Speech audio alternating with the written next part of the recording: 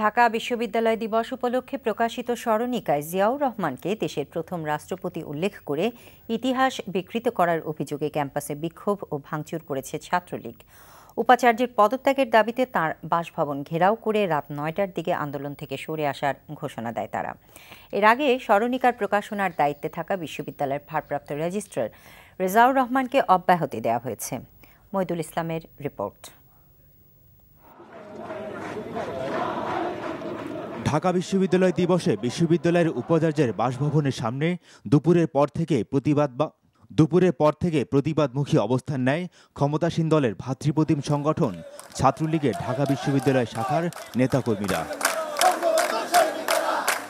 প্রকাশিত স্মরণিকায় ভারপ্রাপ্ত রেজিস্ট্রার রেজাউর রহমান তার লেখায় জিয়াউর রহমানকে দেশের প্রথম রাষ্ট্রপতি উল্লেখ করে ইতিহাস বিকৃত করায় ক্ষুব্ধ ছাত্রলীগ নেতাকর্মীদের হামলার শিকার হয় উপাচার্যের গাড়িও।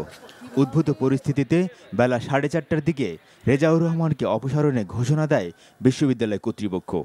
রচয়িতা, এটা বাইলাইন পাবলিকেশন, এটা বাইলাইন আর্টিকেল, অতএব যিনি লেখেন একটা আর্টিকেল তারই দায়িত্ব নিতে হবে এবং সেই ঘোষণা দেওয়া হয়েছে আলোচনা অনুষ্ঠানে।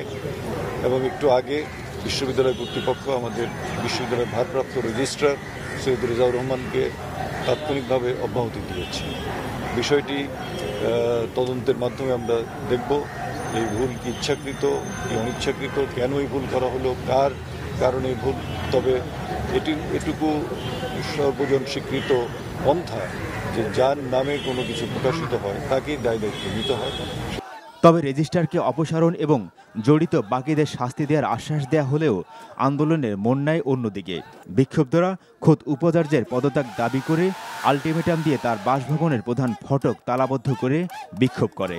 পরে রাত 9টার দিকে উপাচার্যের সাথে কথা বলে সব আন্দোলন প্রত্যাহারের ঘোষণা দেয় ছাত্রলীগের কেন্দ্রীয় নেতৃবৃন্দ। এবং আমরা কথা বলেছি, স্যারের সাথে কথা হয়েছে, প্রেসিডেন্ট বলেছে, এবং এটার সাথে তদন্ত কমিটির মাধ্যমে আরও যারা জড়িত আছে তাদের ব্যাপারে ব্যবস্থা নেওয়া হবে, এটাই আমাদের দাবি ছিল। সুতরাং আমরা আমাদের আন্দোলন এখানেই শেষ। প্রতিষ্ঠার 95 বছর উপলক্ষে শুক্রবার দুপুরে টিএসসিতে আয়োজিত সেমিনারে প্রকাশিত স্মরণিকাটি বিতরণ করা হয়। আর এরপর থেকেই শুরু হয় বিক্ষোভ। মইদুল ইসলাম, এনটিভি নিউজ, ঢাকা।